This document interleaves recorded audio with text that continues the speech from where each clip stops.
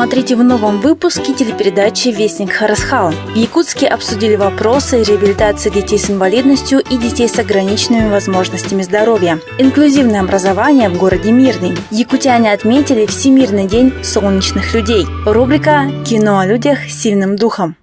В начале марта состоялся форум по вопросам реабилитации и абилитации детей с ограниченными возможностями здоровья. Мероприятие прошло в стенах нового реабилитационного центра в городе Якутске, объединив специалистов и заинтересованных лиц со всей Якутии. На форуме были представлены 4 дискуссионные площадки, на которых затронули важные вопросы развития системы реабилитации и абилитации детей с инвалидностью и ОВЗ. Участники обсудили актуальные вопросы: психологическую поддержку детей, создание условий для получения качественного образования и приобретения инновационных технологий в нашем регионе. Среди приглашенных гостей также были специалисты из Москвы и Хорватии. Проблема развития ребенка всегда это животрепещущая проблема, да, это боль вообще всего общества. И то, что вот построили такой огромный центр, это все сделано для детей. И это вот как-то означить, что действительно есть, и очень хорошо, что на вот таком высоком теоретическом и научном уровне мы его обозначили. Это, меня просто радует. В течение всего дня проходили презентации и выступления экспертов, представителей благотворительных фондов и медицинских учреждений. Форум проходил в открытом формате, и среди участников было много родителей, заинтересованных в развитии инклюзивного образования и системы ранней помощи. Мы тесно взаимодействуем с родителями детей с расстройствами аутистического спектра, и их пожелание – это именно учить ребенка совместно со всеми детьми в общеобразовательных школах, только открыв ресурсные классы или ресурсные группы. И над этим мы тоже работаем с управлением образования города Якутска. Параллельно с дискуссионными площадками велись презентации проектов, реализуемых в Якутии. Участники, среди которых было немало детей, посетили мастер-классы по боче, рисование на воде в стиле эбру и с радостью играли с маленькой собачкой на мастер-классе по канистерапии.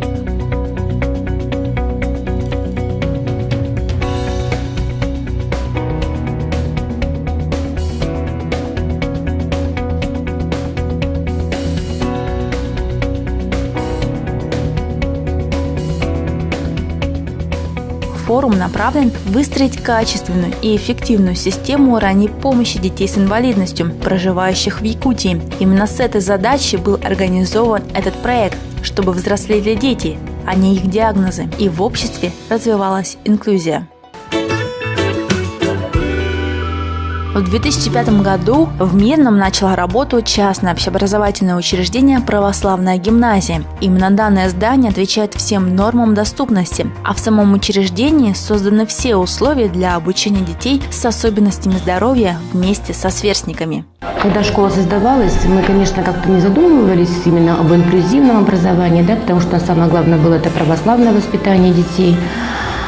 Самое главное было, наверное, эти созданные условия, которые нам были предоставлены в этом здании, сподвигли нас на то, чтобы мы все-таки обратили внимание на эту проблему, тем более, что в городе так оказалось, что есть такие дети, которым нужно обучаться в школах массовых, то есть не мы, поскольку мы все-таки православная гимназия, мы должны этих детей обеспечить учебой, предоставить им возможности, тем более, что они у нас имеются. На данный момент в гимназии обучаются дети с нарушением слуха и опорно-двигательного аппарата. Также имеются дети с невидимой инвалидностью. Дети у нас включены вообще во все мероприятия, весь учебный процесс, не только в учебу, но и воспитательные мероприятия. Они принимают у нас активное участие, несмотря на то, что они именно имеют какие-то ограничения в движении и так далее.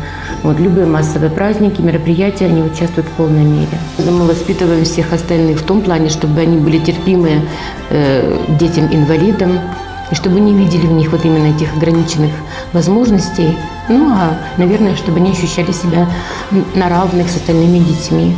Как признаются учителя гимназии, ученики всегда помогают своим одноклассникам с особенностями, но при этом не испытывают к ним чувства жалости, а относятся наравне, что, по мнению учителей, самое главное в воспитании подрастающего поколения. Ежегодно 21 марта во всем мире знаменуется Днем людей с синдромом Дауна и призван информировать общество о данном синдроме. В этот день в Якутске было организовано несколько мероприятий. День начался с запуска флешмоба в социальных сетях. Все, что нужно было сделать, разместить фотографию в желтой одежде и упомянуть хэштег «Солнечный день ЕКТ». К акции присоединились жители со всей Якутии. Масштаб очень огромный, так сказать. По всей республике пришли к нам наши участники. Нас люди будут воспринимать как обычных людей, что мы существуем как нормальное общество, да? Мы в социуме, наши дети, они социализируются. Вот как вы видите, да, что мы выходим на свет уже, вот. В торгово-развлекательном комплексе Туймада благодаря помощи волонтеров было роздано более 100 воздушных шаров желтого цвета. После волонтеры переместились в торгово-развлекательный комплекс «Азия», где помимо раздачи шаров и информационных листовок состоялось открытие выставки «Солнечные дети Якутии». 5 молодых фотографов Якутска поддержали проект и провели по 2 дня в 5 семьях, воспитывающих детей с синдромом Дауна. Таким образом, герои проекта сломали стереотипы общества, что такие семьи замыкаются и живут в 4 стенах. Фотоработы, размещенные на 5 этажах ТРК Азии, раскрывают личности героев и показывают их реальную жизнь. Там давно довольно занимаюсь репортажной съемкой, и для меня всегда такие проекты были интересны. Моим героем стала девочка Лили, которой 6 лет. Я снимал девочку в детском саду и дома. Она просто, я им говорил, просто делайте, как вы живите, как вы обычно живете, просто я буду просто это снимать. Открыл для себя, что это такие же дети. Они даже, наверное, более такие, это же дети, которые не умеют скрывать своих эмоций. Благотворительный фонд Харасхал и организация родителей, воспитывающих детей с синдромом Дауна «Солнышки Якутии» выражают огромную благодарность всем неравнодушным, поддержавших акцию. Фильм режиссера Ивана Твердовского «Класс коррекции» – очередная попытка взглянуть на жизнь старшеклассников только на примере трудных подростков. После многолетнего домашнего обучения девочка Лена Чехова переводится в среднюю общеобразовательную школу, в класс коррекционного обучения, объединивший в себе детей с различными отклонениями. Сама Лена передвигается с помощью инвалидной коляски. В классе она не только встречает свою первую любовь, но и впервые в своей жизни сталкивается с жестокостью окружающего мира. Социализация выливается в моральное и физическое насилие со стороны одноклассников, учителей, родителей и первой любви. Режиссер Иван Твердовский продемонстрировал зрителю мир, который обычно мы стараемся не замечать, отводим глаза на улице, не обращаем внимания на проблемы людей с ограниченными возможностями здоровья, не вникаем в их простые повседневные проблемы. Режиссер даже гиперболизировал этот неосознанный бойкот. Его герои учатся в отдельном крыле школы, окруженной решеткой. Они изгои в школьном дворе, от них шарахаются учителя и родители. Фильм «Класс коррекции» стоит посмотреть каждому. Возможно, кому-то этот фильм не понравится, но он точно не оставит вас равнодушным.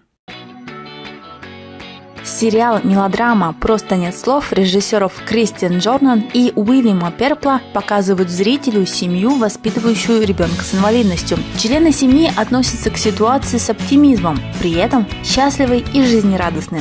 Кстати, исполнитель роли Джей Джея, Мик Фаулер, как и его герой, страдает от врожденного порока, но в реальной жизни Мик может с посторонней помощью передвигаться без кресла, а также вполне понятно говорить. Особенно зациклена на своем не очень обычном сыне его мать. Она стремится найти для него идеальную школу, в которой он бы не чувствовал себя ущемленным. Как следствие, семейство колесит по всей Америке в поисках такого учебного заведения. От этой зашкаливающей материнской любви частенько страдают не только члены семьи, но и окружающие посторонние люди. Нравится ли Джей Джею такая всеобщая и всеобъемлющая опека, или он бы предпочел бы, чтобы его не сильно беспокоили окружающие, вы можете узнать из сериала «Просто нет слов». Фильм «Форма воды» уже нашумевший проект культового кинорежиссера Гильермо дель Торо. По сюжету этой удивительной истории действие разворачивается в 1963 году, в период Холодной войны. Главная героиня картины – немая женщина Элайза, работающая уборщицей в секретной лаборатории, где проводит изучение недавно пойманного загадочного морского существа, этакого человека-амфибия, ставит на нем опыты и проводит различные эксперименты. Проводя время со странным созданием, Элайза находит с ним контакт и становится его другом. А вскоре их отношения даже готовы перерасти в нечто большее. Тогда она решает спасти мутанта и дать ему возможность сбежать от правительства и военных экспериментов. Но эта задача далеко не из самых простых. Напомним, фильм стал победителем Оскара 2018 сразу в 4 номинациях: лучшая работа художника-постановщика, лучший саундтрек, лучший режиссер и лучший фильм. Так что есть весомые доводы уделить время и посмотреть фильм «Форма воды». Наше солнышко.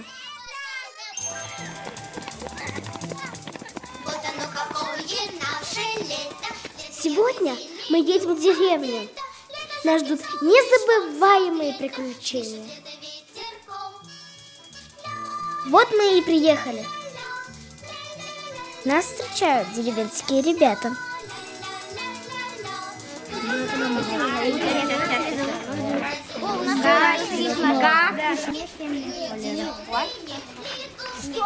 Они будут давать нам задания. Покормить телят. Вау. Мы будем кормить телят.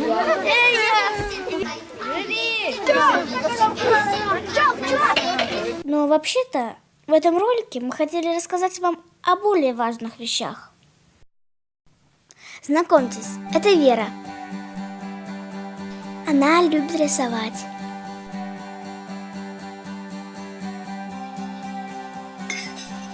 И помогать маме с бабушкой по дому. Она не любит много болтать, но учит язык жестов. У нее особый разрез глаз. Впрочем, как и у всех нас.